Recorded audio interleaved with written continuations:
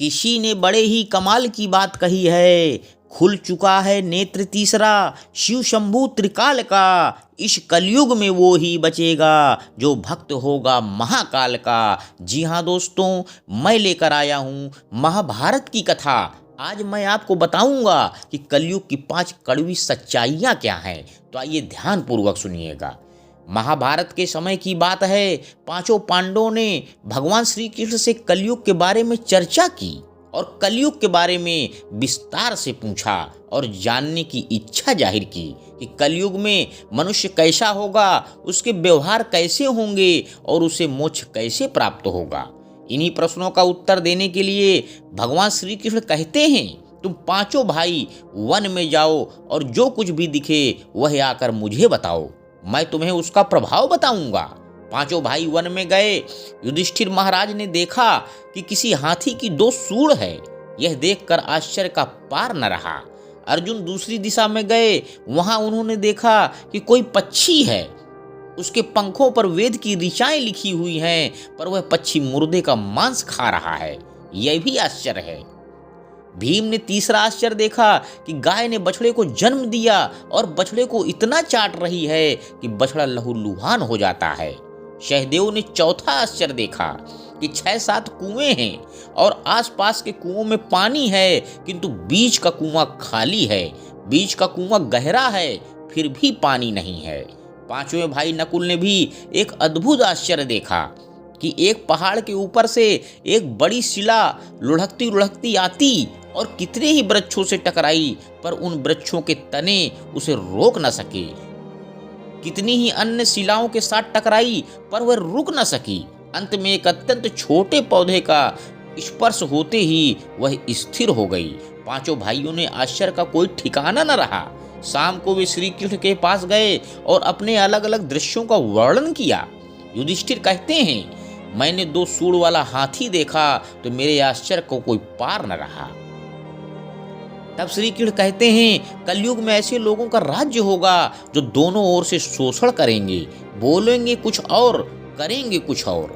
ऐसे लोगों का राज्य होगा, इससे तुम पहले राज्य कर लो। अर्जुन ने आश्चर्य देखा कि पक्षी के पंखों पर वेद की ऋचाएं लिखी हुई हैं और पक्षी मुर्दे का मांस खा रहा है। इसी प्रकार कलयुग में ऐसे लोग रहेंगे जो बड़े बड़े पंडित और विद्वान कहलाएंगे, किंतु वे यही देखते रहेंगे कि कौन सा मनुष्य मरे और हमारे नाम की संपत्ति कर जाए। संस्था के व्यक्ति विचारेंगे कि कौन सा मनुष्य मरे और संस्था हमारे नाम से हो जाए। हर जाति धर्म के प्रमुख पद पर बैठे विचार करेंगे कि कब किसका श्राद्ध है।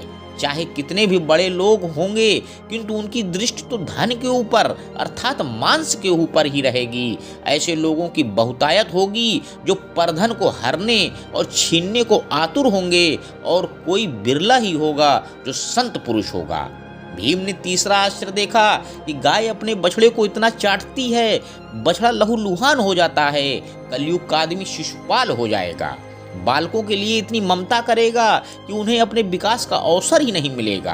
किसी का बेटा घर छोड़कर साधु बनेगा तो हजारों व्यक्ति दर्शन करेंगे, किंतु यदि अपना बेटा साधु बनता है तो रोएंगे कि मेरे बेटे का क्या होगा।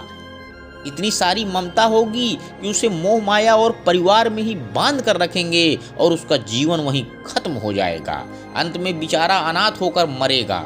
वास्तव में लड़के तुम्हारे नहीं हैं, वे तो बहुओं की अमानत हैं। लड़कियां जमाइयों की अमानत हैं और तुम्हारा यह शरीर मृत्यु की अमानत है। तुम्हारी आत्मा परमात्मा की अमानत है। तुम अपने शाश्वत संबंध को जान लो, बस। सहदेव ने चौथा आश्चर्य यह देखा कि 5-7 भरे कुएं के बीच एक कुआं एकदम खाली है। कलयुग में धनाढ्य लोग लड़के लड़की के विवाह में, मकान के उत्सव में, छोटे बड़े उत्सवों में तो लाखों रुपए खर्च कर देंगे, परंतु पड़ोस में ही यदि कोई भूखा प्यासा होगा तो यह नहीं देखेंगे कि उसका पेट भरा है या नहीं। दूसरी ओर मौज मस्ती में शराब, कबाब, फैशन और व्यसन में पैसा उड़ा देंगे, किंतु किसी के 2 आंसू पोंछने में उनकी रुचि न होगी। और जिनकी रुचि होगी उन पर कलयुग का प्रभाव नहीं होगा, उन पर भगवान का प्रभाव होगा। 5वां आश्चर्य यह था कि एक बड़ी चट्टान पहाड़ पर से लुढ़की, वृक्षों के तने और चट्टाने उसे रोक न पाए, किंतु एक छोटे से पौधे से टकराते ही वह चट्टान रुक गई। कलयुग में मानव का मन नीचे गिरेगा, उसका जीवन पतित होगा। यह पतित जीवन धन की शिलाओं से नहीं रुकेगा, न ही सत्ता के वृक्षों से रुकेगा, किंतु हरि नाम के एक छोटे से वृक्ष से, हरि कीर्तन के एक छोटे से पौधे से मनुष्य जीवन का पतन होना रुक जाएगा। हम हरि नाम का जब भजन करेंगे तो हमारे जीवन का पतन रुक जाएगा। अंत में दोस्तों बस मैं यही कहना चाहता हूँ कि कलयुग में झूठे को स्वीकार किया जाता है, ईमानदार का चारों तरफ से शिकार किया जाता है। कलयुग हर बार तुम्हें तुम्हारे लक्ष्य से भटकाएगा। अगर सत्य को तुम ढाल बना लोगे तो यकीन करो वो हार जाएगा। धन्यवाद दोस्तों, मेरे YouTube चैनल को लाइक व सब्सक्राइब करें। आपका दिन शुभ हो।